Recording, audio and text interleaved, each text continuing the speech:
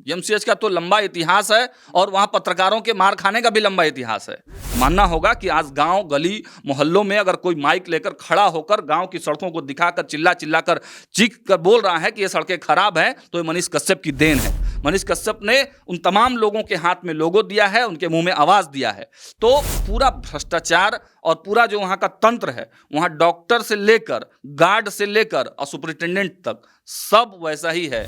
तो हम जैसे पत्रकार जो वहाँ से परेशान हुए थे और हमको कोई आस नहीं मिला था, तो आज मनीष कश्यप में हम पत्रकारों को भी एक आस दिखाई दे रहा है और हम लोग भी साथ में लड़ाई लड़ने के लिए तैयार हैं। लेकिन हमने जब गायनी विभाग के सामने जाकर देखा तो दर्द से कराहती हुई महिलाएं वहाँ आ रही हैं और कोई इंतजाम नहीं है उनको। मतलब वो तो इमरजेंसी चीज़ है ना, वो कैसे बंद कर सकता है कोई डॉक्टर।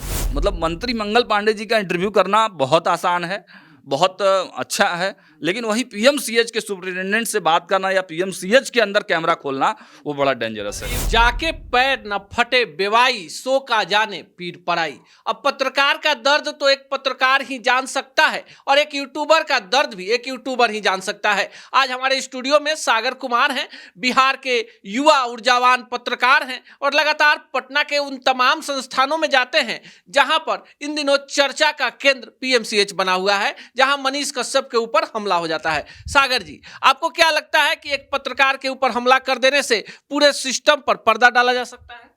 बिल्कुल नहीं, पर्दा कैसे डाल सकते हैं आप? प्रयास किया जा रहा है और लेकिन आजकल का जो सिस्टम चला है, कुछ नेताओं से भी जब हम लोग बात करते हैं तो जब भी इंटरव्यू करने जाते हैं तो सबसे पहले नेता पूछता है क्या सवाल है।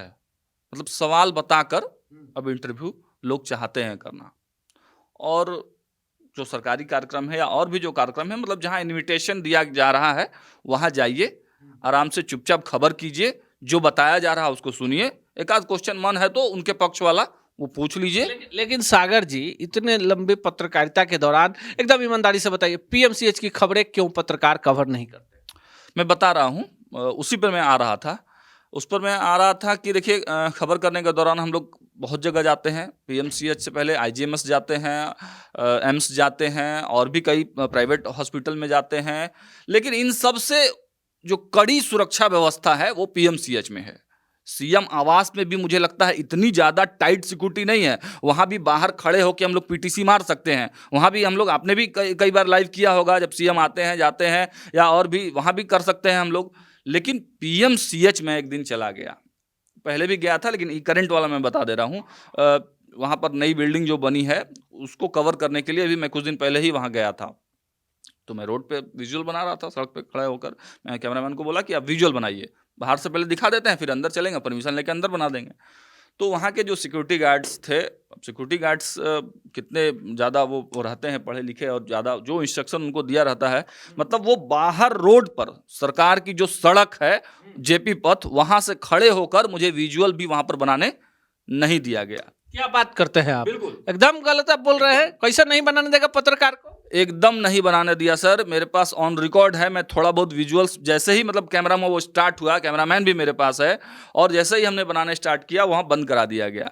हमने फ़ोन लगाया सीधे सुपरिटेंडेंट साहब को, सुपरिटेंडेंट साहब का फ़ोन नहीं लगता है। उन फ़ोन उठता है और कोई महिला उठाई, बोली कि सुपरिटेंडेंट साहब मीटिंग में हैं। अब पता नहीं कौन सी मीटिंग में, हम कहे चलो चल के मिलते हैं। गए ऑफिस में गए तो पता चला कि वो है नहीं। हम लोग लगातार 3 से 4 घंटा वहाँ बैठे, सुपरिटेंडेंट साहब नहीं आए।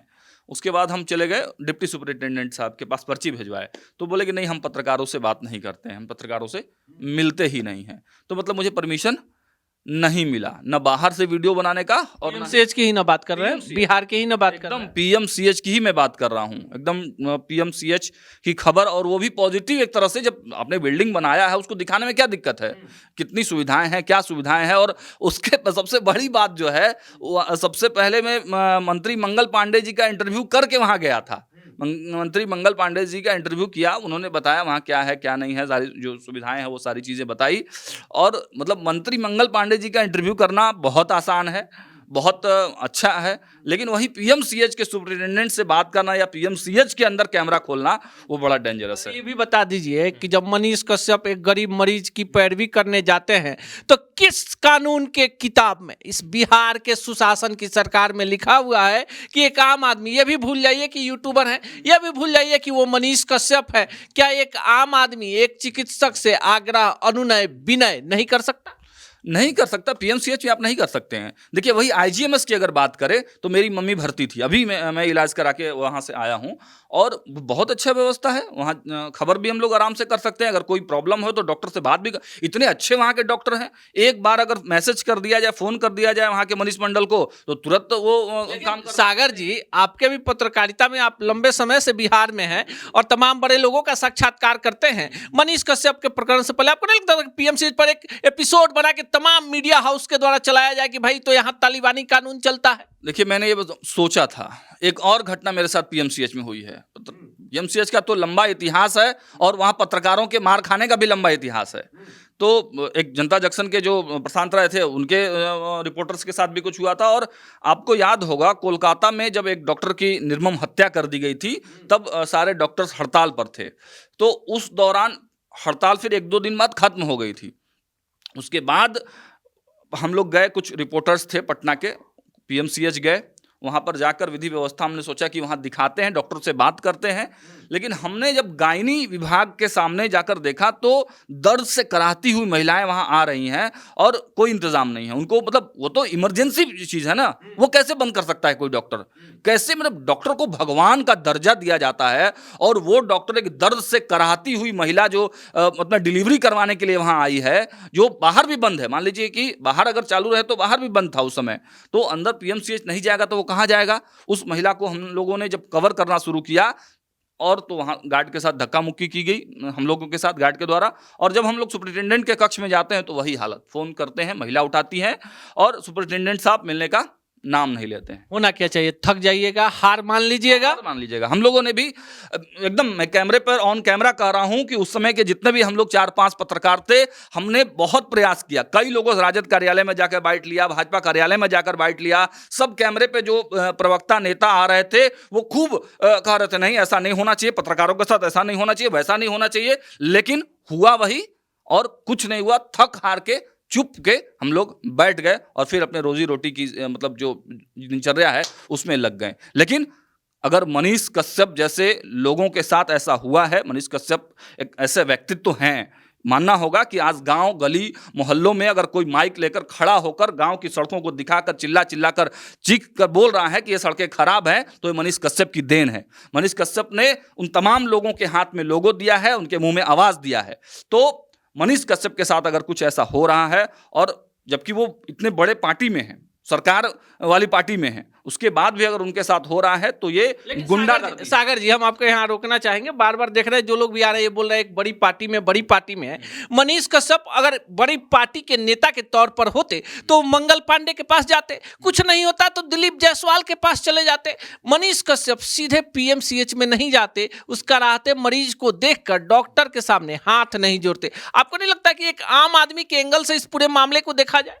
नहीं, ठीक है, आम आदमी के एंगल से देखा जाए, लेकिन है तो मनीष कश्यप एक सेलिब्रिटी है ना, एक बड़ा व्यक्तित्व है उनका, एक पूरा देश दुनिया में उनको लोग जानते हैं। और आप कितना भी नकार लें लेकिन पार्टी में तो हैं, एक पोस्ट उनको दायित्व तो मिला हुआ है। मनोज तिवारी और जेपी नड्डा के साथ मतलब उन्होंने ज्वाइन किया है भाजपा को, तो ठीक है, वो आम आदमी, उनके दिल में वो भावना है, वो पैरवी नहीं दूसरों के पास गए, वो जाकर डायरेक्ट गए, वो उनकी भावना है।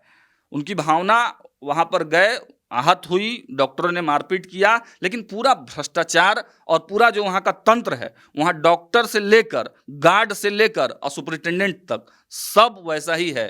और अगर ये लंबी लड़ाई के लिए मनीष कश्यप ठाने हैं, आप लोग ठाने हैं, तो हम जैसे पत्रकार जो वहाँ से परेशान हुए थे और हमको कोई आस नहीं मिला था, तो आज मनीष कश्यप में हम पत्रकारों को भी एक आस दिखाई दे रहा है और हम लोग भी साथ में लड़ाई लड़ने के लिए तैयार हैं। अनुज जी, चलिए, एक लड़ाई का आगाज है और ये लड़ाई बिहार के आम आदमी की लड़ाई है। मनीष कश्यप की व्यक्तिगत लड़ाई नहीं है और ना ही सागर सागर कुमार की है, ये उन बेजुबान लोगों की है जो वोट डालते हैं, जिन्हें लगता है कि पीएमसीएच में हजूर चले जाए तो डॉक्टर साहब हमारे तड़पते मरीज को देख लें। पूरे प्रसंग पर आप क्या सोचते हैं कमेंट बॉक्स में जरूर बताइएगा। सच टॉक का ये वीडियो आप लोगों को कैसा लगा कमेंट करके जरूर बताएं। साथ ही साथ अपने दोस्तों से शेयर करना इस वीडियो को ना भूलें।